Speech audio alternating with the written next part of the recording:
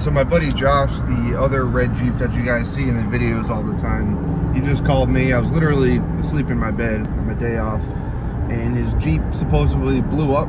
Not sure what that means. He said he thinks it's transmission fluid. So we're gonna go see what's up. Hopefully it's nothing crazy. That's what happens with these 20-year-old Jeeps. And remember, there's still 20-year-old parts and gaskets and seals on these things, so it's only a matter of time before they go kaboom. So this is right where he said it was. There's a big hill going over here. I'm expecting to see his Jeep somewhere, or some transmission fluid or something.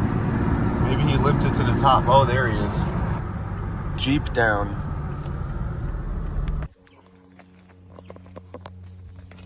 I just don't know where it popped.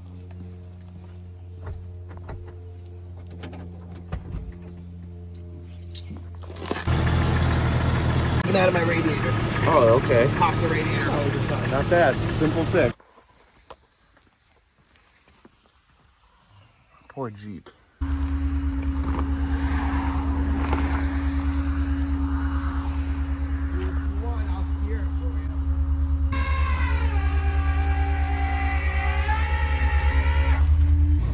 So long, shitbox. What's up, guys? Welcome back to a new video. Today we're out here. It's a beautiful day working on the Jeeps. You guys saw in my previous 2 videos ago, we're taking this Jeep right here and we're basically resurrecting it. I got another Jeep over there, the green one. That one's motor swap kind of went haywire. I'm better off just taking everything off that Jeep over there, the green one, putting everything into this Jeep. If you guys missed the last video, that thing's got a ton of good parts on it, a bunch of odds and end parts like the bumper. But this Jeep over here, this needs a lot of work. And in the previous video, I talked about how the axle basically needs to be rebuilt or replaced. You can tell my upper ball joint's missing. It's got no axle shafts in there. Inside there is just pinion shaft, I think it is. So that's all that's in there. I do have a ring gear inside of this Jeep in the back. The previous owner gutted it. Where it was at with this was I had 2 options, you know. I can swap that axle, which is good, and that green Jeep over there directly into this axle. And that sounded good until I started to actually dive in and take this axle out. Now, I stopped because something these Jeeps have that a lot of people remove is a front sway bar. And I went crazy on this Jeep a little while ago, and I actually hacked the sway bar mounts off just on this side. That side you can still see. That's where the sway bar used to mount. So this Jeep doesn't have a sway bar, and this axle, it's kind of useless now because I want to have a sway bar on that Jeep. If you guys ever drove with a sway bar off on an XJ, it's not ideal. Unless you're doing some, you know, steady wheeling and whatnot. That sway bar is pretty crucial. You should keep it on. I learned the hard way. So I'm no longer taking this axle and just sliding it under that Jeep. So I'm actually just going to rebuild this axle. That might sound easy and simple, but there's a lot of components when it comes to a differential and an axle. You need axle shafts, the ring gear, the carrier, and everything needs to be put in there properly. You know, I try to be a backyard mechanic as much as I can, but you know, I do know my limits. So I'm going to take this to a Jeep shop down in town. It's not really down in town, it's about an hour away, but so that's going to cost a little bit more, which sucks because I wanted to keep this project pretty cheap. It's called the cheap Jeep build for a reason. With axle stuff, you really can't cheap out because you're just going to end up replacing it either way. The axle shafts are actually about, I think, like 300 bucks per side. I want to go with good parts, and I don't know what's going on here, but there's just like a nut and bolt holding that on. There's a bunch of stuff missing, so basically just replace anything and everything to get this thing roadworthy, and then I can bring it back up here and do the odds and ends stuff like the upper and lower ball joints I'm going to do myself, all the tie rod, the steering. I have a track bar, upper and lower control arms for this Jeep from Core 4x4 sitting in the garage. I'll show you guys that in a minute. But I did start to piece some little things together. This Jeep came with no interior, so what I did is I took my limited door panels. Just started with one limited door panel off the green Jeep and I put it in here. I also took my limited, what do you call that, radio trim wood grain. But this Jeep still needs a lot. I still got to do the front door panels. The rears are still on. It needs a headliner. So I think that's what I'm going to do today. I'm going to take the green Jeep's headliner out, slide it in here. It's pretty easy, straightforward. I've done like 3 of them so far. so it shouldn't be too bad. Yeah, the green Jeep, I robbed the door panel off that. It's now in that Jeep. Still can function as a door though. I put that back on. Gonna take this headliner out. It sucks because the visors were never done, but that's okay. The headliner itself is really nice. Little bit of sagging right there, but that's all right. Better than what's in the Jeep right now, that's for sure. So this is the track bar that I got. Pretty snazzy. So that's going on the maroon Jeep. Came with the bracket too, of course. Core 4x4, shout out them. Although I have no idea how their products are yet. First time running anything by Core 4x4, but I've heard really good things by them. So I went and ordered that track bar and upper control arms and lower control arms. Even though that maroon Jeep's got brand new lower control arms for whatever reason, I'm gonna put on new ones just in case. You never know what the previous owner did. That's the plan. Those are adjustable control arms, so you can slide your axles front and back to get a good pinion angle. We're not doing any of that today, unfortunately. We're still gonna get that headliner out and put that other one in.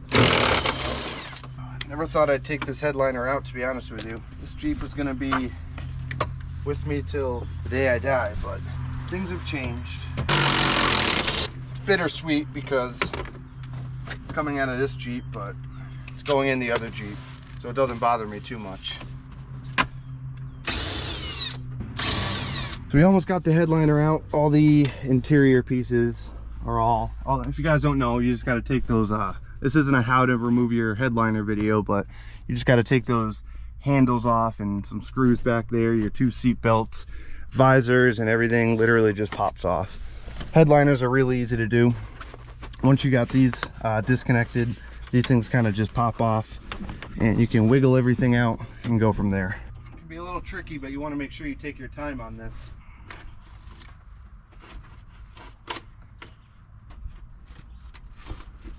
Let's get this thing out.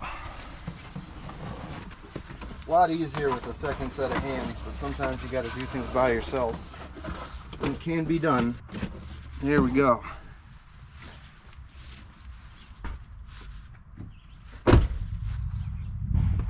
If you guys can't tell, I hold a little bit of sentimental value with this Jeep, which makes it tearing this apart kind of tricky.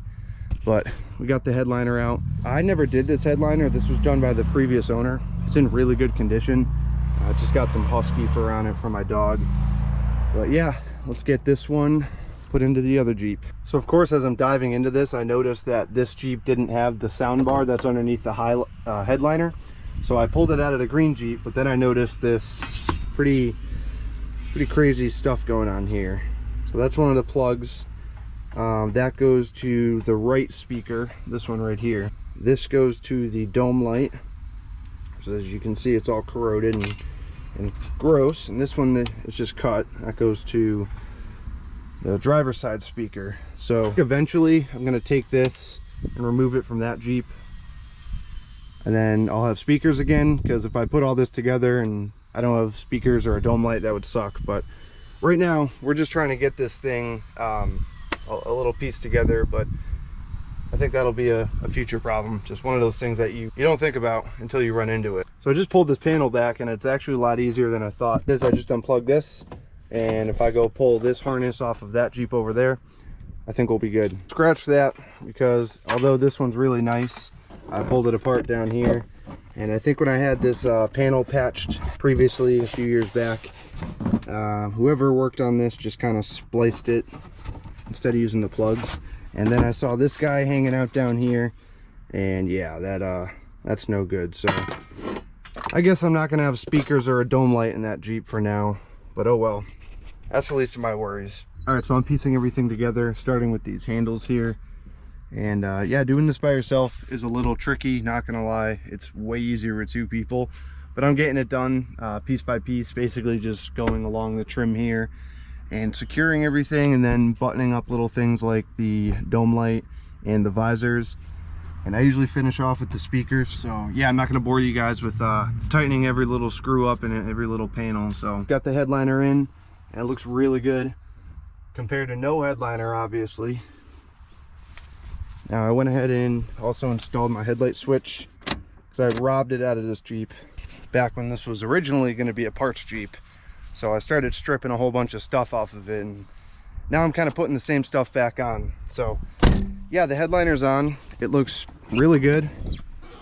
Starting to look like a complete Jeep again in here, although I got a lot of buttoning up to do. This thing is really filthy, but obviously that's the least of my problems right now.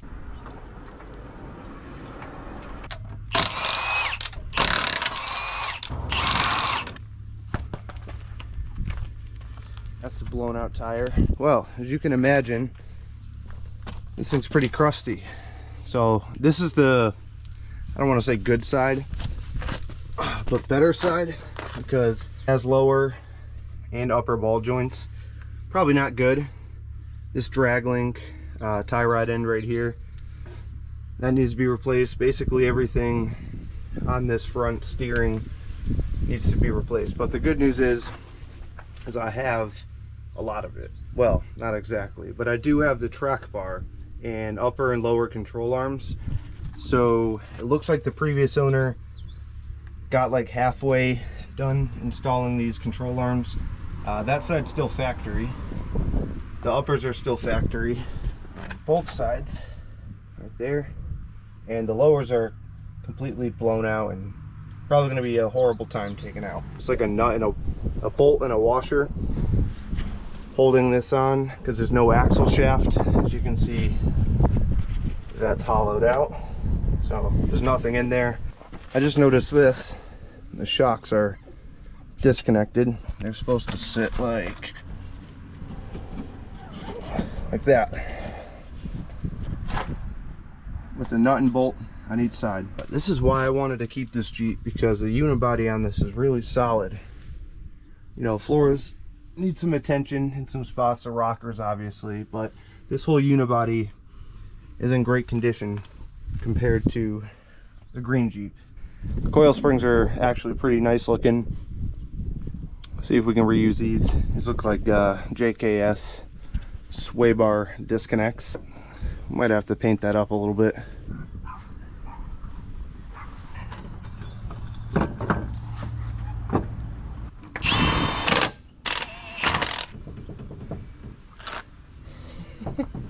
Oh man. Look at that. Look at that play. Obviously, it's because there's no actual axle shaft holding it in. That's why you need axle shafts. So instead of doing anything actually productive to the front end, I swapped the wheels out just because. Put the shitty ones on there. These are slightly less shitty. Changes up the look a little bit. That's all that really matters, right? No, in all seriousness, I'm waiting on parts, upper and lower ball joints for this. And as soon as we get that in, I'm going to start on that. And probably in the meantime, I think I'm going to pull the axle shafts out of this Jeep, because I know they're good. I did the U-joints on them not too long ago. So to get this thing running, and I don't even like it sitting here without axle shafts, because there's still a ton of play. And that control arm bolt, yeah, it just doesn't sit right with me. So priority is this front end. Once we get that front end dialed in, rebuilt if you will, this Jeep will actually be drivable. And it already looks a lot better on those wheels.